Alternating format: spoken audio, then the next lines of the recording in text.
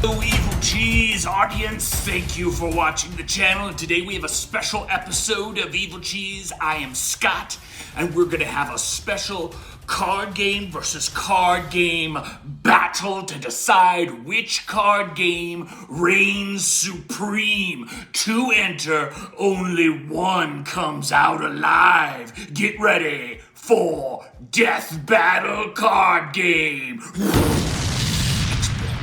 Ding, ding, ding, boxing bell. Let's meet our competitors.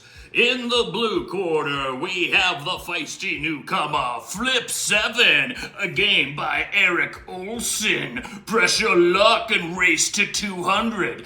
A 94-card game of incredible blackjack-meets-UNO action. Flip 7! And in this corner, an old classic based on the French Revolution and lopping people's heads off. From Wizards of the Coast, we have 110 cards of head-lopping action Guillotine!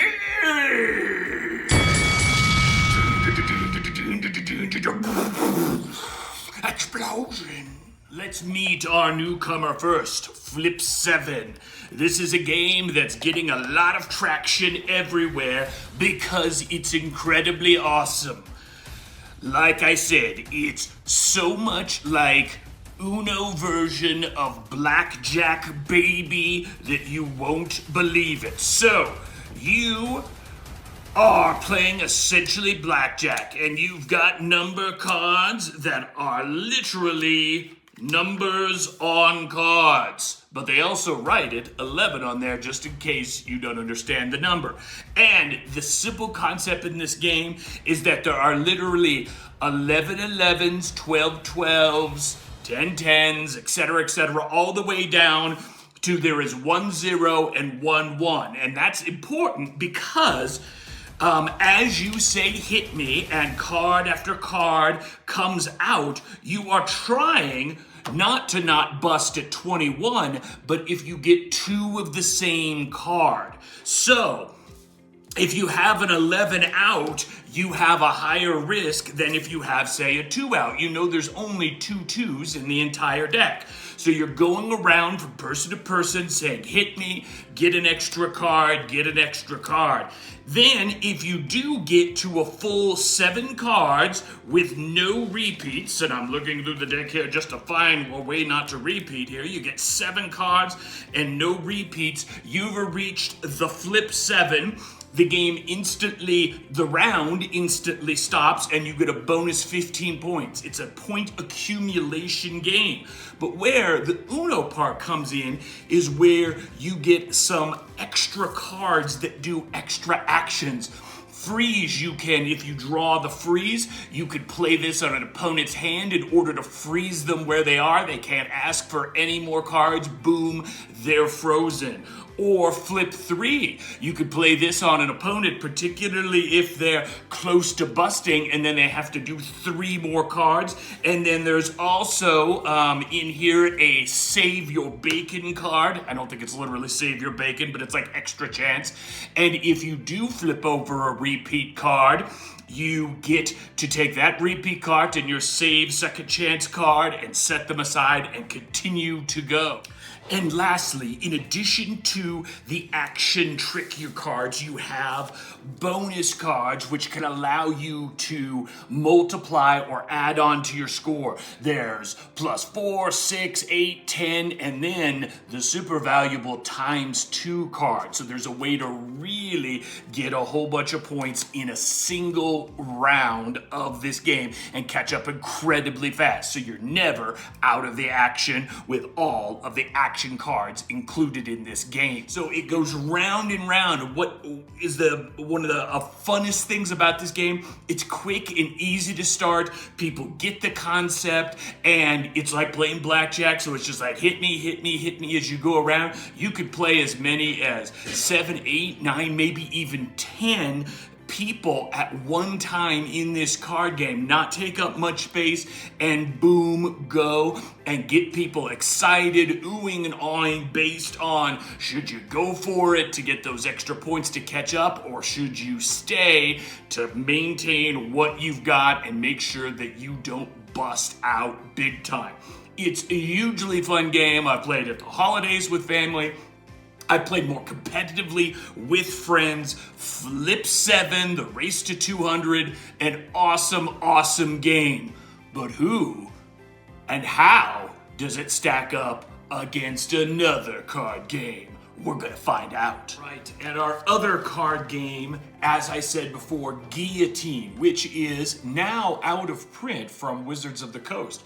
So, I believe I got this one as a Christmas gift that was gotten off of eBay. There's plenty of copies out there and not too expensive, but Guillotine. And the whole point of this card game, and I think it's a wonderfully unique one, is you have a lineup of different French Revolution style characters here. So as you can see, this one's the Duke and he's worth 3 points. And you've got an Archbishop and he's worth 4. And then you've got a Martyr who's worth -1. And what happens is each turn as you go around the table, you have action cards and you have this row of sort of character cards, and you play your action cards, and your action cards can do things like choose a player and they have to get rid of one of their nobles that they have, the long walk, reverse the order of the line, or stumble, move a character forward exactly one place in line. So your action cards are all about moving the line, and then at the end of your turn, you've got this nifty little cardboard guillotine down here at this end. And at the end of your turn, once you've manipulated and moved things, the line moves forward. And so the Duke in this case would get his head cut off, and you would then collect and keep that card and put it in front of you, and the line would then move forward. And so it's all about a simple line manipulation kind of game, and there's, clever little things you can do. Marie Antoinette is one of the most valuable cards there. There's funny things like the clown, which if you execute, you can hand to somebody else, and that's -2 points, for example. But a incredibly clever, funny, and humorous card game with clever art. One of my favorites that's only worth 1 point is Piss Boy, and so there's all kinds of different types of characters that you could have here, and it moves fairly quickly, and you play 3 rounds or 3 days of sending people to the guillotine. And here's a wonderful little cardboard guillotine that you've got set up there. Whoops, if you can get it to stay set up, as people go through. So a different style of card game than Flip 7, but a unique one that is funny, fun, and well done. So that is Guillotine, and whoever has the most points after those 3 rounds then is the winner. So not unlike Flip 7 in that you're trying to get points by the end, and it's a point scoring card game. So we've got 2 different types of point scoring card games here. Which one is going to win out and be the card game champion today? So now that we've done a brief overview of both games, we are down to decision making time. Which of these 2 games wins the battle here between these 2 card games? So let's kind of think about it in terms of categories and style of game. Which one is easier to pick up? I would say Flip 7 is the easier of the two to pick up. Most people are really familiar with blackjack, and if they've played any card games like UNO or those types of games where there's little cards that adjust things or make tricks and stuff, that one might be a little quicker to pick up. But I don't think Guillotine is difficult to pick up. It's a little different and a little more unique in its play style, but it's still something that's very familiar to us. So I would say Flip 7 might be a little bit easier. Which one is better for larger groups of people? I would say Flip 7 wins that one as well. Everybody can have a hand, you could have 7, 10 people, and it moves so fast, everybody, it's like, you know, do you take it to the card or stay? You know, hit me or stay, and boom, boom, boom, and you could go around and you kind of keep score off to the side. So I think Flip 7 wins in that category as well. Guillotine, it just feels like it's more of a 4, maybe 5 player card game here. I'm trying to look here. It doesn't say exactly how many it recommends on the outside of the box, but I would say 4 or 5 would probably be the limit on this one. Now, in terms of play style, which game is funner to play? Now, Flip 7 is a ton of fun, especially because you're going bust and you're like, are you gonna push it? Are you gonna push it? Are you gonna push it? And hugely fun. But the idea of chopping heads off at the guillotine to get you points really amuses me as well. And so I think Guillotine kind of wins that kind of battle. Which one is more unique, more original? I would say Guillotine is your winner there. The artwork is excellent on the cards that you have. There's great replayability for both of them there. I just think making a card game about the French Revolution and a horrible thing like guillotine people and making it fun and funny and a points-based card game is a really kind of neat feat there.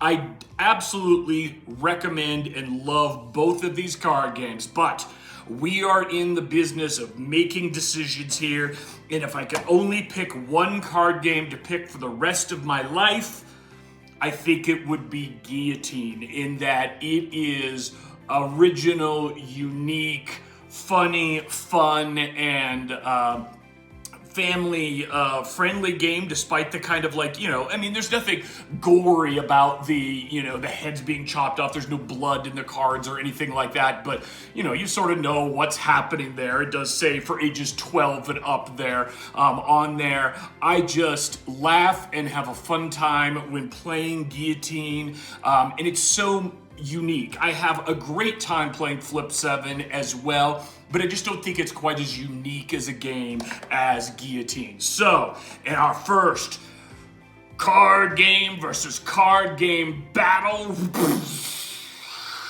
Guillotine is the game that survives and comes out on top, which makes it all the more ironic that it is the game that is out of print.